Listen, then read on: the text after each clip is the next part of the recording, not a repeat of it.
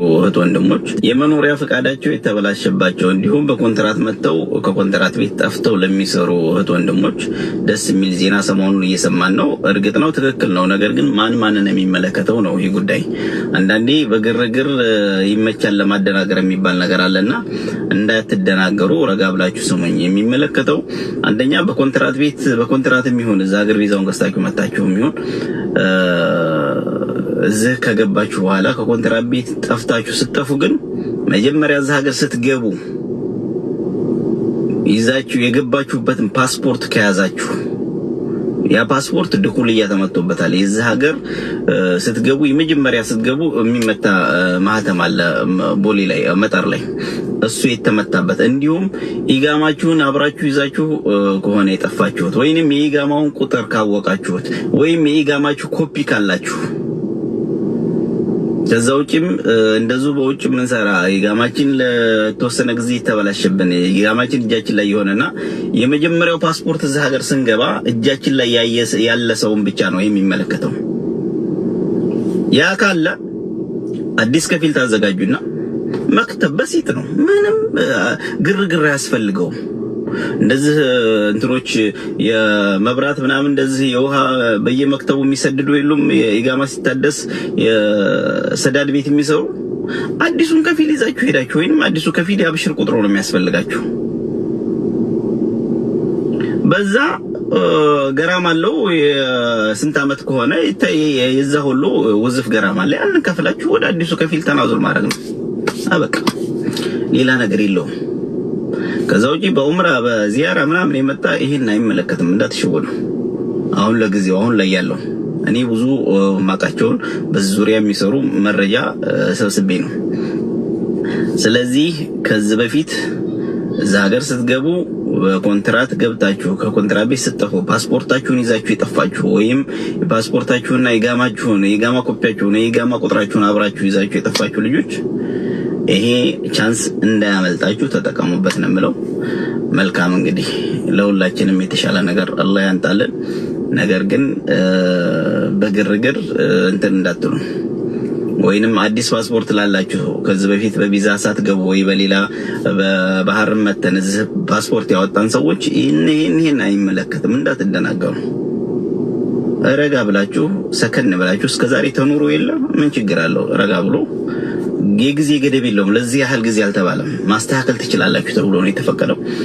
በቅርብ የሚያስተካክሉ ልጆች ስላሉ አላህ ይወፍቃችሁ። ሰላም አላህ በረካቱ። ድና የተከበራችሁ ኢትዮጵያውያንና ኢትዮጵያውያን ወንድሞቼ እህቶቼ፣ አንዲት መልእክት አለችኝ። እቺ መልእክቴ በሶሻል ሚዲያ ላይ ሰሞኑን ኢጋማ የተበላሸባቸው ወንድም እህቶች ማስተካከል ይችላሉ በሚል የተለያዩ መረጃዎች ሲሸራሸሩ ነበረ። በዚህ ጉዳይ ላይ አስተያየት ለመስጠት ነው። ወንድሞቼ እህቶች፣ ይሄ ድል እንዳያልፋችሁ።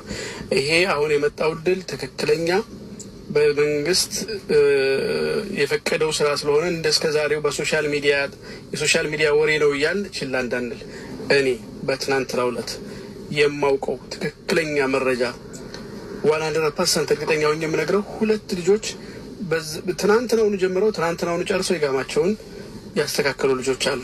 ስለዚህ ትክክለኛ መረጃ ስለሆነ ይህንን መረጃ ሰምታችሁ ሁላችሁም ህጋዊ ለመሆን ጥረት አድርጉ። ህገወጥነትን መጸየፍ አለብን። ህጋዊ ለመሆን ጥረት ማድረግ አለብን። ለተወሰነ ገንዘብ ብለን የተወሰነ ገንዘብ ለምን አናወጣም በሚል እሳቤ ህጋዊ ለመሆን የምናደርገውን ጥረት መተው መቻል አለብን። በዚህ ሀገር ላይ ህገወጥ ሆኖ መኖር ወደፊት እየከበደ የሚሄድበት ስለሆነ በተቻለ መጠን ህጋዊ ለመሆን ጥረት እናደርግ። እድሉን እንጠቀምበት።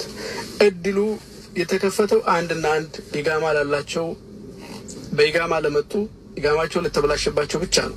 እዚህ ላይ ብዙ ጊዜ እኛ ኢትዮጵያኖች ይቅርታ የምንሸወድበት አንድ ነገር አለ። በመጀመሪያ የሚባለው ምንድነው? እኔ የመጣሁት ፍሪ ቪዛ ነው የሚባል አለ። እኔ የመጣሁት በጠለብ ነው የሚባል አለ።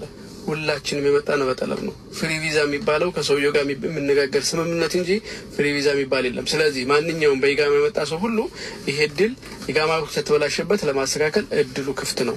እድላችንን እንጠቀምበት። ይሄንን እድል ለመጠቀም የሚያስፈልገው ከኢትዮጵያ የመጣበት ፓስፖርት ወይም ድኩልያ ያለው ወይም ደግሞ ቪዛ የተመታበት ፓስፖርት ያስፈልጋል። ይሄ የሌለው አካል ኢጋማ ካለው በቂ ነው። ኢጋማውም የሌለው ፓስፖርቱ ድኹል ያለው ፓስፖርት የሌለው ፓስፖርት ቁጥር ካለው በፓስፖርት ቁጥሩ ፕሪንት ማውጣት ስለሚቻል ይሄም እድሉን ማግኘት ይችላል። በተጨማሪ ደግሞ እነዚህ ሶስቱም እድሎች ከሌሉት አሁን ላይ ቀራር ስላለ ብዙ የሚያስፈራ ነገር ስለሌለ የምትሰሩባቸው ሰዎች ጀዋዛት ወይም ደግሞ ፖሊስ ጣቢያ ሄደው አሻራ ሰጣቸው ፕሪንት ማስደረግ ይቻላል። ብዙ መንገዶች አሉ። እነዚህ መንገዶች ተጠቅማችሁ ኢቃማችሁን ለማስተካከል ጥረት አድርጉ። የሚያስፈልገው ነገር በጣም ቀላል ነው። አሮጌ ከፍል አያስፈልግም። ድሮ ችግር የነበረው እስካሁን ድረስ ከኔ ጠፍተህ ኑርሃል፣ ይሄን ያክል ብር ትከፍላለህ፣ እንዲህ አደርጋለሁ አለበለዚያ አልፈቅድልህም የሚል ነበር። ዛሬ ላይ ፍቃድ አያስፈልግም። የሳውዲ መንግስት እንደዚህ ሁሉ ነገር የጦርነት ስለደረሰባቸው በነፃ ያለምንም የድሮ ከፊል ጥያቄ አዲሱ ከፊል ብቻ የእናንተን ኢቃማ ማስተካከል ይችላል። ስለዚህ እድሉን እንጠቀምበት። በጣም ቀላል ነው። ክፍያውን በተመለከተ አንድ ሰው በየአመቱ ሳውዲ አረቢያ ከመጣ ጀምሮ በአመት 600 ብር የእድሳት ክፍያ ይከፍላል። ሰው ኸስና ምን መንዝልያ የሆነ የቤት ሹፌር ወይም ደግሞ የቤት ሰራተኛ የሆነች በአመት 600 ሪያል ብቻ ነው የሚከፈለው። ስለዚህ ያንን ውዝፍ ዕዳ ወይም ደግሞ በየአመቱ የሚከፈለውን 600 ብርና መቀጫ ይሄን ያክል አመት ያልታደሰበትን መቀጫ 1000 ብር ከፍሎ የሚታደስበትን ክፍያ የአመቱን ወይም የሁለት አመቱን 600 ወይም 200 ብር ከፍሎ ኢቃማውን ማስተካከል ይቻላል። ወጪዎቹም ብዙ አይደሉም። በተለይ አብራችሁ የምትሰሯቸው ሰዎች ከሆኑ የሚከፈለው እነዚህ ወጪዎች ብቻ ናቸው። ከነዚህ ወጪዎች ውጭ ሌላ የሚከፈል ስለሌለ በተቻለ መጠን ለትንሽ ገንዘብ ብለን እድሉን እንዳያመልጠን አደራ እላለሁ። ወንድሞቼ በእርግጠኝነት የተሰራ ዝም ብሎ እንደስከዛሬው ሶሻል ሚዲያ ወሬ ስላልሆነ እኔ ትናንትና ጨርሰው እጃቸው ላይ ኢቃማቸውን የያዙ ስላሉ በተቻለ መጠን ይሄ እድል እንዳያልፋቸው አደራ። ህጋዊነትን እንጸየፍ፣ ህጋዊ ለመሆን ጥረት እናደርግ። የሳውዲ መንግስት ቀራር ሲያወጣ እዚህ ሀገር ላይ ያለውን ህገወጥ የሆነ አካል ህጋዊ ሆኖ እንዲሰራ በመፈለግ ነው። ከዛ በኋላ ግን የሚፈጠሩ ነገሮችን ከዛ በኋላ ደግሞ ህገወጥ ሆነው ይሄ እድል ተፈጥሮላቸው ይሄን ነገር ማስተካከል ያልቻሉ ደግሞ እዚህ ሀገር መኖር የለባቸውም ብሎ የተለያዩ ህጎችን ማውጣትም መብቱም ነው ግዴታው ነው ብዬ አምናለሁ። ስለዚህ እነዚህ ነገሮች ሳይመጡ በተቻለ መጠን እድሉ ያለን ሰዎች እድሉን እንጠቀም። ሌሎች በኡምራ የመጣችሁ በባህር የመጣችሁ በሐጅና በኡምራ እንዲሁም ደግሞ በዚያራ የመጣችሁ ይሄ ቀራራ አይመለከታችሁም እናሰራለን ብለው ገንዘባችሁ እንዳትበሉ። ይሄኛውን ግን በተቻለ መጠን በኢቃማ መጣችሁ የተበላሸባችሁ ወንድም እህቶች እድሉን ተጠቀሙበት እላለሁ። ወሰላሙ አለይኩም ወራህመቱላሂ ወበረካቱ። ግልጽ የሆነ መረጃ አዲስ መረጃ ይዤላችሁ መጥቻለሁ። እስከ መጨረሻ አዳምጡ። አንደኛ የምነግራችሁ ማንኛውም ጥያቄ በስልክ ቁጥር በዋትስአፕ እና በሜሴጅ አልመልስም። የምትፈልጉትን ጥያቄ በኮመንት ጠይቁ፣ ይመልስላችኋለሁ። ልብ ብላችሁ አዳምጡ። ስራ ጀምሯል? አዎ ጀምሯል። ዛሬ ማስተካከል ትችላላችሁ። የተዘጋጃችሁ ሰዎች ፓስፖርት ያላችሁ፣ ከፊል ያላችሁ፣ ገንዘብ ያላችሁ ዛሬው ማስተካከል ትችላላችሁ። አንደኛ። ሁለተኛ መንግስት ምንድን ነው ከእናንተ የሚፈልገው? አንደኛ ቅጣት 1000 ሪያል። ሁለተኛ የነቀል ከፋላ የመጀመሪያ ከፊል የምትቀይሩ ከሆነ 2000 ሪያል ለመንግስት ይሰደዳል። ሁለተኛ ጊዜ ከሆነ 4000፣ ለሶስተኛ ከሆነ 6000። እንግዲህ ብዙዎቻችሁ እንደመጣችሁ በመጀመሪያ ከፊል ስለጠፋችሁ እናንተ የሚያስፈልገው 2000 ሪያል ነው የነቀል ከፋላ።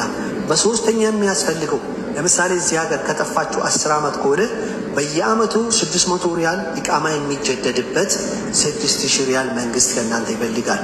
ወይም ደግሞ 5 አመት ቆይታችሁ ከሆነ 3000 በየአመቱ 4 አመትም ቆዩ 5ም 10ም ቆዩ 11ም ቆዩ በየአመቱ 600 ሪያል በአመቱ አባስታችሁ መክፈል ይጠብቅባቸዋል። መንግስት ከእናንተ የሚፈልገው ይሄን ሶስቱ ብቻ ነው። የነቀል ከፋላ 1000 ሪያል ቅጣት። ይሄ ደግሞ በየአመቱ የኢቃማ ተጅዲድ የቆያችሁበትን አባስታችሁ መንግስት ይህንን ነው ከእናንተ የሚፈልገው። ከዛ ውጭ ምንም ክፍያ የለም። እንዴት ነው የምንሰራ የሚባለው ጉዳይ ብዙዎቻችሁ የምትጠይቁ። ይሄ በጣም ቀላል ነው። አንደኛ የእናንተ ከፊል እሱ ማድረግ የሚችል ከሆነ በሲስተም በሙሳኒድ ገብቶ በኦንላይን ገብቶ እሱ ማስተካከል ይቻላል። ብር በካሽ ለማንም አትስጡም፣ አሰጡም። ሁሉ በሰራፋ በመንግስት ይሰደዳል ማለት ነው። በድፉ አልሁሚ ሁሉም ሰው በሰራፋ የሚጠቀሙ ሰዎች ያውቃሉ። ቆማችሁ መሰደድ ትችላላችሁ። መንግስት የሚያስፈልገውን ነገር ትሰድዳላችሁ። በካሽ ለሰው የሚሰጡ ደላላ በማል የምታስገቡበት ምንም ምክንያት የለም። መክተቦች ከፈለጋችሁ ከፊል ደግሞ ራሱ የማያስተካከል ከሆነ መክተቦች ደግሞ በጣም ትንሽ ብር ይወስዳሉ። ጅዳውኑ ሪያድኑ የግድ መክተብ ራሱ በአካል መሄድ አይጠበቅባቸውም። ምክንያቱም አንደኛ ብሩ የሚከፈለው በሰራፋው ወደ መንግስት ነው። መንግስት ካልተቀበለ ችግር ካለበት ክስ ካለበት ምንም መሰደድ የማይፈልግ ከሆነ በተሰደደው ሰራፋ ስትርጃ ይደረጋል። ብሩ ጠቅላላ 1 ብር ሳይቀር በ24 ሰዓት ውስጥ ይመለሳል። ሲስተሙ እንደዛ ነው እንጂ ተሰድዶ በዛም አይቀርም። በ24 ሰዓት ውስጥ ይመለሳል ማለት ነው ስትርጃ ተደርጎ። መክተቦች ደግሞ ስንት ብር ይፈልጋሉ? እንደ መክተቡ 200 የሚጠይቅ አለ፣ 300 የሚጠይቅ 400 የሚጠይቅ አለ፣ 500 የሚጠይቅ አለ የመክተቡ ሁኔታ። ስለዚህ እናንተ የግድ በአካል ራሱ መክተብ መሄድ አይጠበቅባችሁ። ከከፊል ጋር ተነጋግራችሁ ያ ከፊል በራሱ ሰራፋ ብሩን የመንግስት የሚያስፈልገውን ሁሉ ከሰደደ በኋላ መክተብ ደውላችሁ የኢቃማ ቁጥራችሁን ልካችሁ በዋትሳፕ መለዋወጥ ትችላላችሁ። መክተብ የት እናገኛለን የሚለው ደግሞ አለ። ቲክቶክ ላይ ገብታችሁ መክተብ ክድማትል አም የሚለውን ሰርች አድርጎ ብዙ መክተቦች ይመጣሉ። ደማሚው ሪያዲውን ጅዳውን ምንም በአካል መሄድ አይጠበቅባችሁ። የኢቃማችሁን ቁጥር ትልካላችሁ። ያለውን ነገር ያስተካክላል። ብር ይሰደዳል። ከዛ አልቋል ሲባል የእናንተ ከፊል ሄዶ ፕሪንት አድርጎ ይወስዳል ማለት ነው። ኢቃማ ገብታችኋል አይደል? ጀዋዛት መሄድ ምናምን አያስፈልግም። ምናልባት ሲስተሙ የማይከፍት ከሆነ የእናንተ ሲስተም የሚያደ ከሆነ ክስ ምናልባት ሊኖርባችሁ ይችላል። ያ ክስ ደግሞ የሚታወቀው መክተበል አመል ወይም ጀዋዛት በመሄድ ነው። ማንም ሰው ሊያውቅ አይችልም። ሲስተሙ የመንግስት ሴኩሪቲ ስለሆነ መንግስት እጅ ስለሆነ ክስ ያለበት ሰው ላይቀበል ይችላል። ክስ አለብን የምትሉ ከሆነ በዛ ጉዳይ ማረጋገጥ ይቻላል ማለት ነው። ስለዚህ መረጃውን ይሄን ሁሉም ሼር፣ ላይክ፣ ሪፖስት አድርጎ ብዙዎቻችሁ በውስጥ ደግሞ እኔ ሊበላ ወይም ደግሞ ማን ሊብላኝ የምትሉ አሉ። እንትናችሁን ሳይ ለምሳሌ ጥያቄያችሁን ሳው ይሄ አንዳንድ ጊዜ ሳየው ደላላ አይደለም ጥፋት። አሁን ሰው በላኝ የምትሉ ሰዎች ራሳችሁ ነው የምትጋብዙ። እኔ እንዳውያው ትላለች መሰላችሁ ፓስፖርት የለኝም እቃ የለኝም ግን እርዳኝ፣ የፈለገ ነገር ይሁን እኔ እከፍላለሁ እርዳኝ። አሁን በምን መልኩ ነው? እሺ አሁን ሌባ ቢሆን እሺ በቃ ረዳሻለሁ ወይም ብር ላክ ብሎ መቀበል ነው። በቃ አለቀ ማለት ነው። እንደዚህ አይነት የምታደርጉ ሰዎች ተጠንቀቁ።